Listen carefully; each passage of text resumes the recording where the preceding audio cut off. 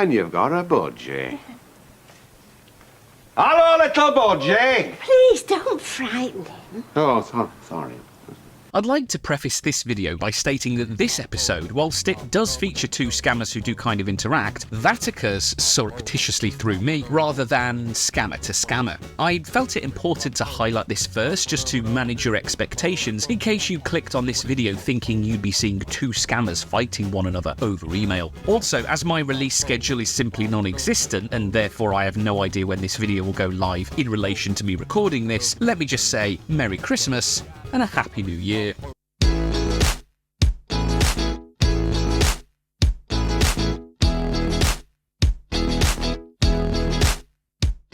We start today with this grammatical monstrosity of a scam opener, which, if I didn't know any better, would say was put together by the scammer's 7-year-old child using outdated text-to-speech software and a joke version of Grammarly the developers made with the intention of making any document sound as terrible as possible. It says, "Dear beneficiary, my name is Miss Helen Bill Private, attorney to one late Mrs. Ann Williams. She has cancer. She died this morning after long suffering of cancer of the bone marrow. It is a pity that she died after a long bleeding.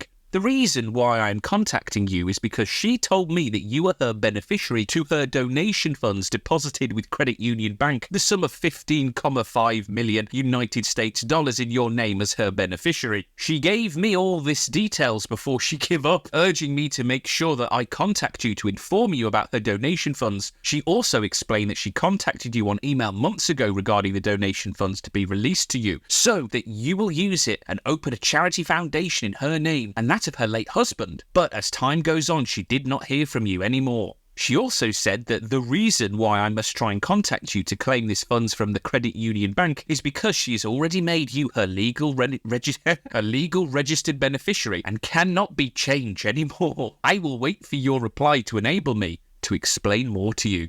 Hoping the poor introduction might suggest we can have some fun with Helen, I have little choice but to reply, "Hello, Miss Helen Private. What sad news you bring, though unsurprising to read someone passed away after a long bleed. Oh well, at least the money is still available for claiming. And in spite of providing my name and being previously known simply as the beneficiary, Helen has bestowed upon me the nickname of a single comma in this reply, asking for all my personal stuff. I reply with all my details, as well as stipulating that I have no concern sharing them with such a trustworthy internet stranger. Helen replies 3 days later, spinning me some waffle about needing to open an online banking account in my name, and as such will require a copy of my ID card, which allows me to blow the dust off the old ridiculous meter and turn it up by 1. Hi Helen, thanks for that timely response. My ID is currently in police custody along with my wallet, as I was caught shoplifting the other day. I was trying to get some KY jelly for reasons. So when I get it back from the station later, I can send a copy to the bank. Just get them to contact me as soon as possible and I can start this new fruitful chapter of my life. 4 days passed, however, with no response, so I send a chaser hoping my previous email didn't tip off the scammer that I wasn't being serious. 4 further days pass, but Helen does finally get back to me with, "Dear Sir, the bank had confirmed that they have received your mail in respect of the funds release without any delay. Be rest assured and reassured that you will receive the said funds without any further delay." Makes no sense. The bank request for the new change of ownership certificate, which will enable them to complete this funds release without any delay. The above document will cost you 1,200 Ooster. I will advise you on how to send these fees once I hear from you. Glad Helen seems to be back on the hook, I reply apologising for my own delay, noting that her response went into my spam folder for some reason, but I am so ready to receive these funds. But Helen, who keeps reinforcing how professional she is with her terrible writing and unexplained delays, adds another page to her CV by giving me yet another new nickname. "Dear A. Cooler, kindly go ahead and send the fees of 1,200 with the below Bitcoin image address. Below also is my pictures. To enable the paying bank proceed with the funds release immediately." God, it doesn't make any sense. Now, I am not the kind of person who can even open my wife's mail as it's not addressed to me, so Ragaus has no choice but to point out the obvious mistake to Helen for fear her reply went astray. "Helen, I think there must be a mistake. I'm R. Gupta, not A. Curler. Please respond. Finally addressing me appropriately, Helen ignores my previous email and essentially copy-pastes a reply, washing over any mention of a curler entirely. So I respond, "Hi Helen, thanks for your replies this evening. I really appreciate you clearing up this business so we can proceed with this business." Allow myself to introduce myself. Helen follows up with this pointless email as a mere 6 minutes later sends this email asking me to send the $1,200 to a bank account instead. So, wanting to annoy Helen after her slurry of activity she wasn't going to get anything that evening, I reply telling her I'll nip to the bank the very next day and throw in a bit about sharing my good news with the staff. Which predictably worries Helen, who tells me to keep tight-lipped about it before chasing the next day as I left her hanging, hopefully with mixed feelings of annoyance and disappointment that the bank staff had revealed the truth to me. There really is one simple answer as to why scammers ask their victims to lie or not share what the payment is for, because banking staff would or should recognise that it's a scam. Some of the most common reasons victims are told to lie is, it's not the bank's business, you'd no longer be eligible for the funds, you'd have to pay an extortionate amount of tax, and my personal favourite, the bank staff are corrupt and will try to steal your money. Remember this one golden rule, folks. Only a scammer will tell you to be dishonest with your bank about a payment. I finally get back to Helen a few hours later by saying, "Hello, Bill. Sorry, I was at work today, but I managed to make the payment on my lunch break. I did tell the lady behind the counter, we're quite close you see, about what was happening, and she said that they would process it as soon as verification on the transaction can be complete, whatever that means. You'll probably get the money in the next day or so please let me know when you do so I can get my money." And clearly Helen's been short on the ground for willing victims as only 180 seconds pass before she's begging me for the receipt. I reply asking why she wants it, as it won't make the money credit her account any faster, and her reply, which took all of 2 minutes, says, "Dear Ragaus, it is highly important to record the payment to enable the bank proceed before the arrival of the fees." Plausible. I decide at this point, as Helen is feverishly replying to me, that it's time to apply the brakes and make a sudden U-turn in our business of this money. "Helen, I'm in the hospital.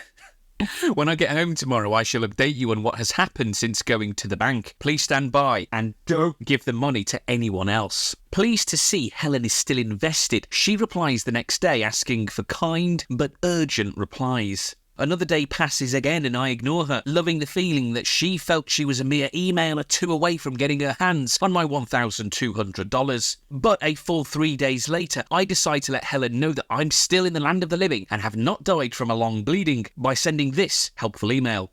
"Hello, Helen Bill. Thank you for your patience."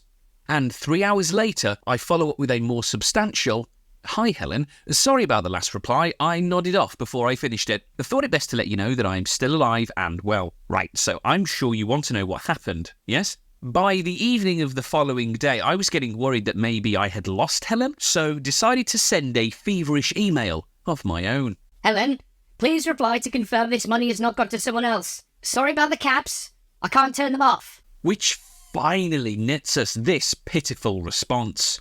Back in the game now, I feign shock and dismay at her news, and Helen slowly becomes reinvested by sending these two identical emails. But rather than give a scammer what she wants, I continue on Tangent Avenue by sending, "Right, okay, so I need to give you a little background as to what's happened. I did expect the payment to not make it to you, but I was hoping it would have. I attended the bank to make the payment over the counter. I decided not to tell the cashier over the counter as there was an elderly lady next to me who was eyeing me curiously. After I handed over the account details and the money, the cashier said there was an error, but she would try again. Just as I was about to ask what the error was about, the elderly lady turned to me and screeched, "It's you!" I asked what she meant, and would you believe she accused me of being someone she recognised from I can't believe this, pornographic movie. I was so shocked I attempted to storm out of the bank in shame, but I slipped on a child's spilled Capri-Sun, bumped my head on the posts that denote the queue and passed out, hence my trip to the hospital. Would you like me to reattempt the payment to that account, or do you have another, one which does not have errors when trying to pay? Please reply urgently. Helen clearly fully accepts the story as she has no observations or questions to ask and simply tells me she will send another account and if I can send the money today. But starting to enjoy this back and forth, I replied to say,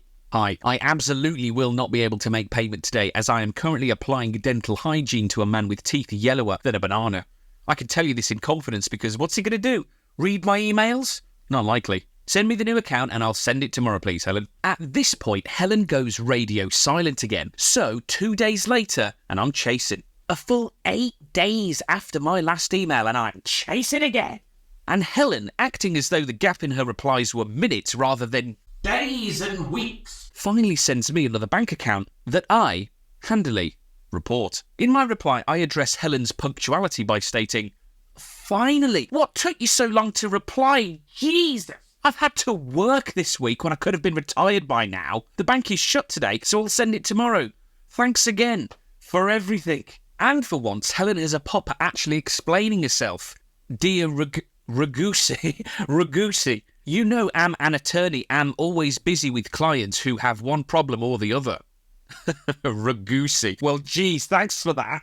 Wanting to be cosy and personal with the scammer now, I reply with, "Well, Helen, you won't have to worry about me for much longer. As soon as I get you this money, I plan to be out of the country and off-grid. I might come visit you in the office to thank you personally. Speaking of which, what's your office address? And I'll plan the route on Google Maps." And unsurprisingly, Helen completely ignores my attempts at cordiality and is asking about the money. Again. Confident that I can leave this scammer hanging for days at a time, I send an innocent poke asking if she's finally received the funds. Psst, she won't have. And starting to sound like a broken record, her response is about the goddamn receipt again. And showing my feigned annoyance in my reply, I send, "Oh, well, I can't, Helen. Want to know why? Because the account you gave me was considered high risk and my bank won't transact with it. Can you please send me a UK account to send the funds to immediately so I can get this money?" To which Helen sends a defeatist, "I can see you don't want to receive your funds anymore. Plus, don't bother me." And I reply with an incredulous, "Helen, I do want to receive the funds. My bank wouldn't allow the payment." Which brings us nicely to this next intersection of banality. God, there's a lot of road metaphors in this script. I don't have any UK account. Go and buy Apple gift card or Google Play gift card and send to me. So I respond with enthusiasm, hoping it will help to keep Helen interested long enough for me to keep annoying her with excuses and, ultimately, failure. Gift cards? Is it that easy? How many? Why are your address for me to... We touched upon in our last episode scammers' desire for crypto and gift cards. Essentially, it's money laundering, so I won't go over that again. But if you haven't seen the previous episode, what are you doing? Go and watch it. Predictably, Helen tells me no address is necessary. She just needs copies. I'll hold you to that, Helen. I tell Helen I'm going to Asda and does she have any particular gift card in mind? Because let's face it, Ragaus is nothing if not considerate. And without even a hint of manners, I'm given Google Play or Apple gift card as my choice, which I was hoping for. In the first of many replies featuring pilfered online images, I send this absolute teaser to Helen and follow up the next day with the planting of these seeds. Lenny, positively foaming at the mouth, sends 2 emails in relatively close succession, clearly desperate for those precious codes. So, I reply thusly to further slow the whole process down to an infuriating speed. "Hi Lenny, sorry, autocorrect. I've just got home and will start taking pictures of the cards, printing the pictures, scanning the pictures, and then attaching to an email for you. Please stand by." 3.5 hours later though, and Lenny is sick of waiting. But I'm ready with my excuses and send, "Hi Lenny, sorry. Yeah, I've run out of ink from my printer. Managed to scan a few pics, but I wanted to send them all at once. Just gonna pop to the shop to get some more. First thing I'm buying with this money is a phone that can take pictures and send emails."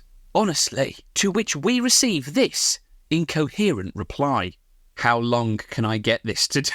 How long can I get this today? I soothingly tell Helen I am literally leaving for Staples, and no more than 60 seconds later, she tells me she's waiting for me, which paints this nice image in my mind of her frantically refreshing her inbox, waiting for the gift cards.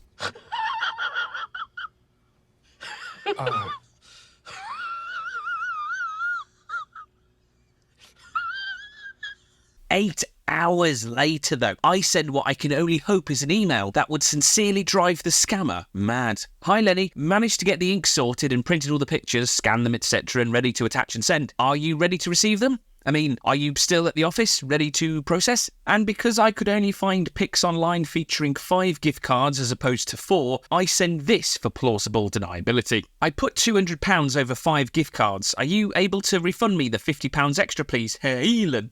And here's what I attached, upside down to make it less likely to be spotted in a reverse image search. To no one's surprise, Helen is not pleased with what I've sent, moaning that I need to send pictures of the codes. Gosh, silly me, leaving me to reply, oh, for goodness sake, Lenny, hang on, I'll fire up the printer. Hours later, I send Lenny the requested pics of the rear of the cards, which looks like this. Think she'll be happy? Of course not. She says, Dear Ragaus, check below the image I sent you. This is how you have to open the card sealed so that you can see the card number. Do it now and resend the cards. Slowly open the sealed, like the one below. And this is her helpful attachment, probably pulled from Google too. I make her wait another 6 hours because of her lack of any discernible manners, but finally send what she's been asking for. Lenny, please find attached the codes from the Apple cards. The printer is almost out of ink again, hence the depreciating quality of the pictures. Should be enough for you to read the codes though. Don't forget to send me back the £50 excess. Or else. And here's what I sent in all its upside down and depreciating quality glory.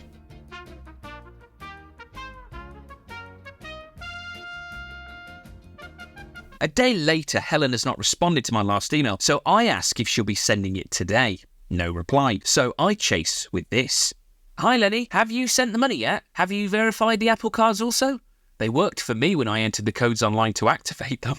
No reply again, but I'm not prepared to lose Helen that easily. So send, can you please confirm you've received the money from the cards satisfactorily? I've quit my job in anticipation of these funds. Please get back to me ASAP. 4 days after her last email, Helen finally replies with this gem of an email. Dear Ragaus Bob Gupta, the card you send was used cards. I'm very angry with you, for real. And wanting to establish more plausible deniability, I send, Morning Helen. What do you mean they were used? I activated them when I got home and confirmed the balance of each, totalling £1,000. They were real cards. And follow up querying why the scammer could possibly be annoyed at me. Yeah, I wonder.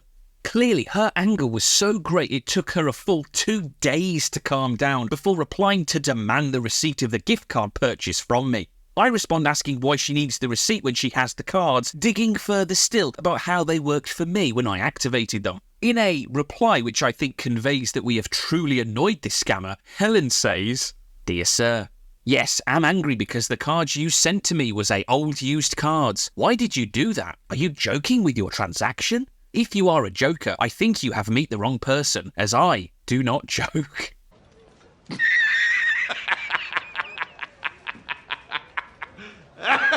And, sticking to my guns, I reply with, How could you possibly say I've been joking? Do you know how long and hard I've tried to get this money to you? I quit my job in anticipation of these funds. I've been living off my savings as I thought would be done by now. The cards I sent were 100% legitimate, and when I redeemed them into the computer, I clearly saw £1,000 credited, so I know they aren't old or fake. Are you joking with me? Because if you are, then I'd want you to say now, before I send you any more money, cards or Bitcoin. Ignoring the content of my previous email, Helen simply asks this bizarre geographical question. And I replied just as incredulously. Apparently, being in the UK was the wrong answer, as no further replies from the scammer had come through. So I send this feeble chaser whilst believing Helen and I were done. Where's my money? Now, in order to introduce you to the second scammer in this charade, we need to skip just a little bit back in time. Enter Helen number 2. Attention, Mr. Ragaus Bob Gupta. Our customer service centre is here to help you with the opening of the online visa and activation of the online login information and password. Please respond to the customer service centre. So I cheerfully send, Hello, I am responding as per your email. This is my response. Please respond. This new Helen replies telling me I have to activate my JVC account with, and she's written this in the highly professional alphanumeric format, so it must be real, $4.5 million inside. All I need to provide is my phone and email address. Oh wait, and all these things too. And now I have to pay as well. Sounds legit. Bursting open the doors to allow myself to be scammed again, I send about 1/3 of the info requested and finalise my email asking for them to send me the card. What card?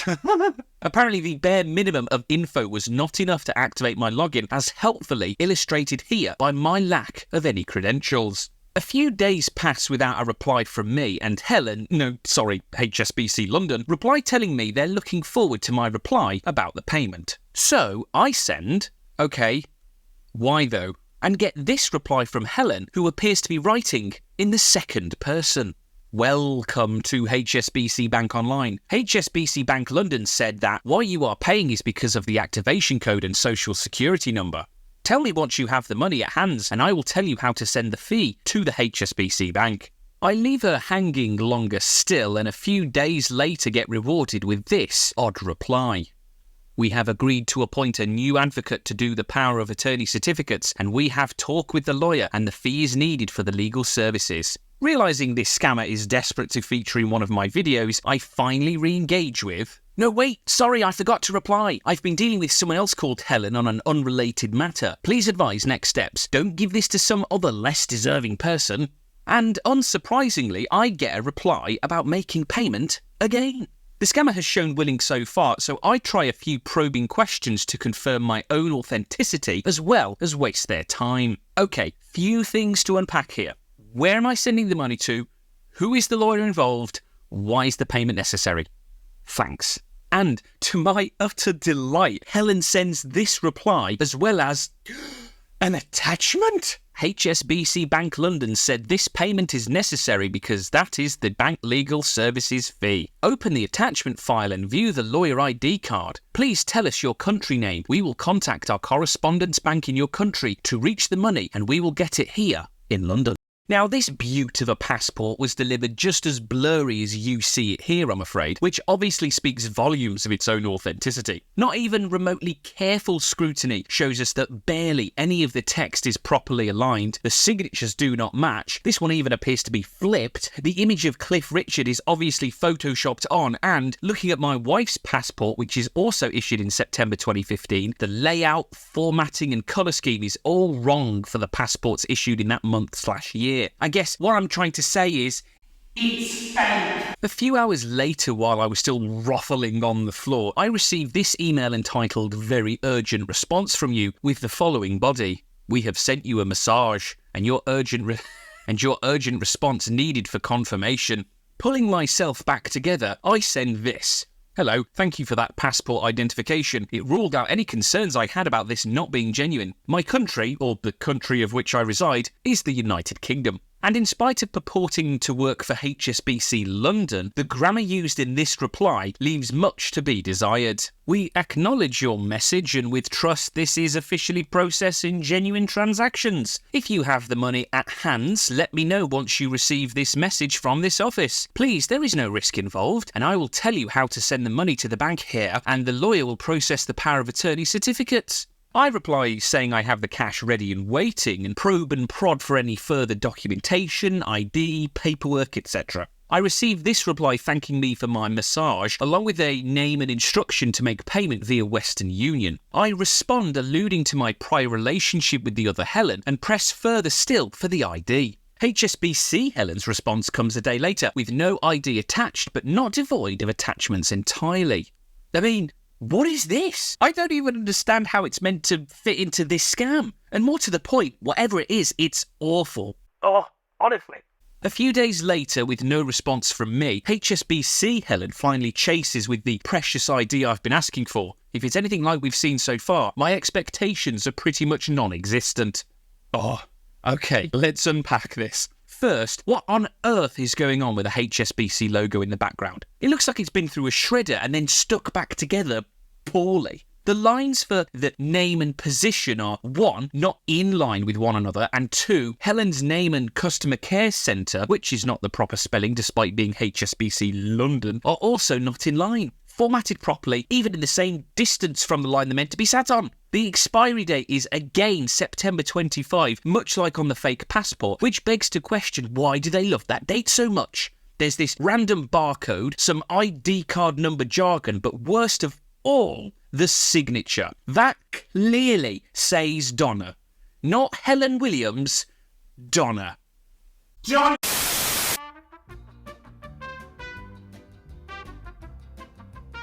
Wanting to throw a spanner in the works, I send HSBC Helen a small email stating I have recently and unexpectedly been hospitalised and to wait further contact. 2 days later, I decide now is a good time to up the ante as well as fiddle with the knob on the old ridiculous meter, so I send this to Helen to let her know exactly who she was dealing with. Helen, thank you so much for that identity card. It has really reassured me beyond reasonable doubt of your sincerity. Let me explain how I ended up at the hospital. Now the meds have worn off and I can feel my feet again. I went to my local Western Union kiosk to complete the transaction. I was going to round it up to an even £600 for you since you've been so good to me. When we got there was a lady in front trying to make a payment as well. Only she had with her an abnormally large dog, who by the look was giving her a bit of trouble, pulling and woofing at everything, including me. Anyway, all of a sudden, a lot of things happened at once. A car backfired nearby, which spooked a cat, who then bolted past the kiosk, causing this huge dog to do what all dogs do when they see a cat. Chase it. Only problem is, this huge dog ran through my legs to get to the cat, dragging its poor owner with it through my legs, causing her head to pound me on the business, which in turn caused me to fly forward and land on top of this poor lady. But it got worse. Such was the strength of this dog that it actually dragged the lady with me on top several yards down the street before it was distracted by a discarded bit of sausage outside the local chippy. Honestly, the pain was incredible. Anyway, I guess what I'm saying is I may be housebound for a while. Do you have an account I can send money to from my banking app? Granted, HSBC Helen tries to be helpful and asks me to use the Western Union app instead, which opens me up to ask a very obvious question. Wouldn't it be easier and faster to send it to a HSBC account? And the scammer responds, "Good morning. Thank you for your massage. There are different office handling the process." Right. Helpful. During these last few weeks with HSBC Helen, Lenny Helen and I had kept to pay soft back and forth, so let's go back in time again to see how that went before bringing these two scammers together and concluding this scambait. Dear Ragaus, why are you joking? What is really going on? Realising now we could just have fun with this scammer as reporting the accounts and annoying her have both been successful, I reply, "Do you want to know what's going on?" "What's really going on, Helen?" Almost a week passes with no reply, so I try, "Do you, Len?" Almost another week passes, but Helen does bite back, asking why I am delaying to receive my funds. "Because I don't exist." But I reply asking for a UK bank account because I want to get more mules shut down.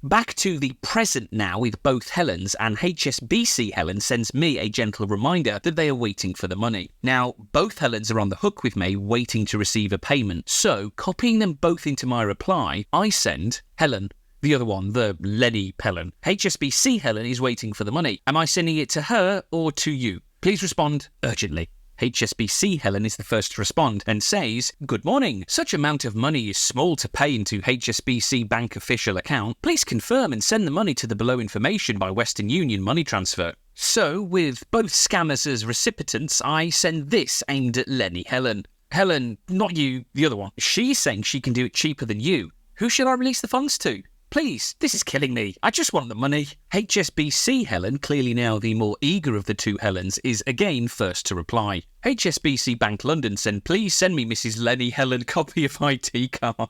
Chasing Lenny again, I reply to all and cite the rising price of chip shop delivery to help punctuate the urgency. Unbelievably, the appeal about the increasing price of food delivery did nothing to encourage Lenny Helen to provide her ID, and this could be due to something HSBC Helen found out about her. Mrs. Lenny Helen is scam. HSBC Bank London have contact our local agent and discover Mrs. Lenny Helen email is scam. As soon as I read the email, I immediately confront Lenny Helen by replying to both and sending, "Oh my God, is it true, Lenny? Are you scam?"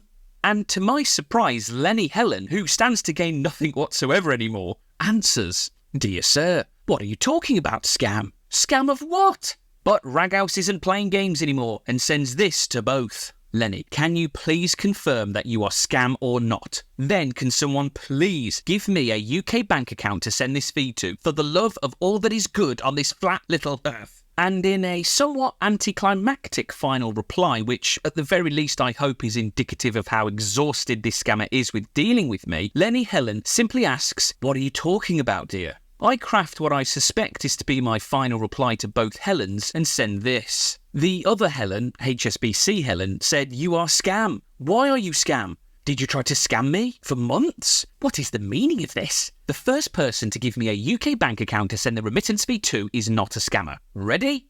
Go." And judging by the lack of a UK bank account or a reply of any kind, I think we can say with some certainty who the scammers are in this little game. Well guys, if you've made it this far, I hope you've enjoyed today's episode and thanks so much for watching. I'm sorry that it ended a little abruptly or anticlimactically there. Truth be told, not all scam baits end in a truly satisfying, funny or even conclusive manner. However, I like to think that it's the journey and not so much the destination that makes it all worthwhile. If you'd like to stay in touch for future episodes, please feel free to subscribe, and if you fancy a chat, why not drop a comment below, because you should know that I will always get back to you. Also, if you have a penchant for late 90s, early noughties video game content, why not check out some of my gaming videos too? The next video should be my third Can You Beat challenge, and believe me, you won't want to miss this one. Anyways, that's enough from me now guys. All that's left to say is take care, and I will see you in the next one.